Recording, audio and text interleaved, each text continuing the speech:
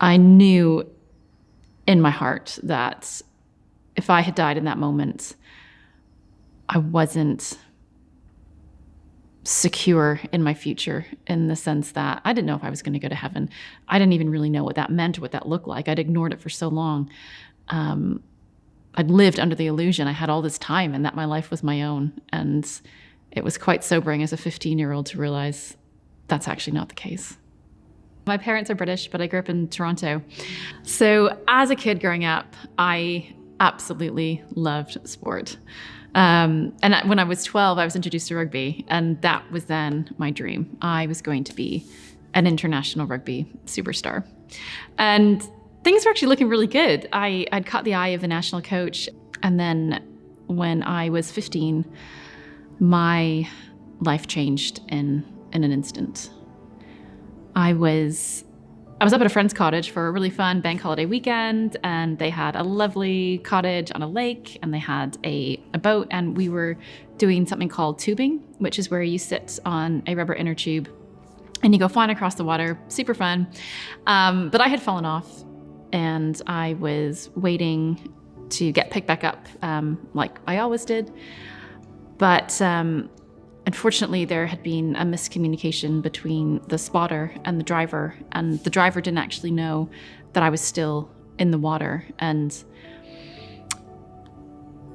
I remember seeing the boat and just knowing something's not right. He's going way too fast. And so I just assessed my options. I was a really good swimmer, but I knew I didn't have time to swim to either side. My best shot at survival and missing those propellers was to surface dive. And I thought I will get as far below the water as I can. I'll wait for the boat to pass. I'll miss propellers. It's going to be fine. So it was a good plan.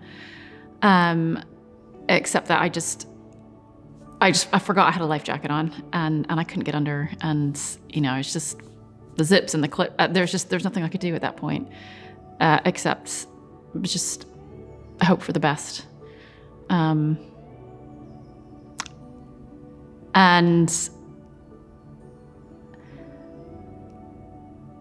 when I surfaced, I was so thankful to resurface, but I knew something was really wrong.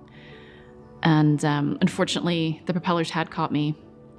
They'd caught my lower back and my right leg. And I knew instantly from everyone's face, this is not good. There's way too much blood. I needed a transfusion, and we were, hours away from a half-decent hospital, and I was very scared. I really did think this was it, and it was terrifying. I remember being in the ambulance and just knowing in my heart that all that time I thought I had, when I'm 30, it was never mine. I took it for granted. I took my life for granted. I did what I wanted. And I knew my only option was just, God, please save me, because there's nothing else. And even I made it to the hospital, and it was the best case scenario possible. I had no damage to my spine. The propeller just happened to catch me in the most perfect, super deep on either side of my spine, just grazed the top. And you think, seriously, no permanent internal injuries. I know without a doubt I survived that accident because God willed that. And so I was feeling pretty good, and I'm thinking, oh, wow, God, this is awesome. This relationship with you looks like it's going to be great. And then my mom walked into the recovery room, and there was just nothing that prepares you for, or prepared me for what she was going to say. And unfortunately, my right foot had been too badly damaged that the surgeon had to amputate. And to be honest, I got to the point where I didn't want this life. I just said, God, this is not for me. So actually, I'm done. I'm out. You take it and you do what you want with it, because I just don't see a way forward. And again, it was just that space of just anger and restlessness and uncertainty, and yet incredible peace. And as hard as that time was, I still had hope that there would be a day when things would be better, and I just had to keep going. It wasn't easy. It was awful. It was an awful, awful time. I was in pain constantly. You're on crutches. You can't keep, it wasn't fun. And yet I think, and all I remember is joy. And even just in the little things, like I remember the first time I got my artificial leg and I walked for the first time, and the joy that I felt doing that, something so mundane we all take for granted. And it ended up being the biggest surprise and really was a huge changing point in my life.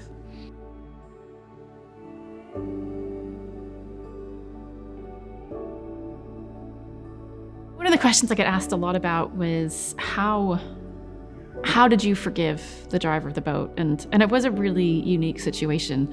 I knew the driver. He was the brother of one of my best friends, and I known him for a while. And the weird thing is, I actually never struggled with forgiveness. And I hope that's not misinterpreted because people think that I have a really big heart. That is just the grace of God. It was just never an issue. For me, I just look at it and I just think, my goodness, what a difficult time he would have had. For me, I had all the support in the world. Everybody, gathered around, and it just wasn't the same for him. People were angry with him, but it was just an accident. And to be honest, that scared me. Maybe that's why the forgiveness came easier than I expected. I know that I mess up all the time. I'm not perfect. I do silly things and I hurt people. And I just hope that, if and when I make another mistake, people give me the benefit of the doubt. They give me grace. They give me mercy.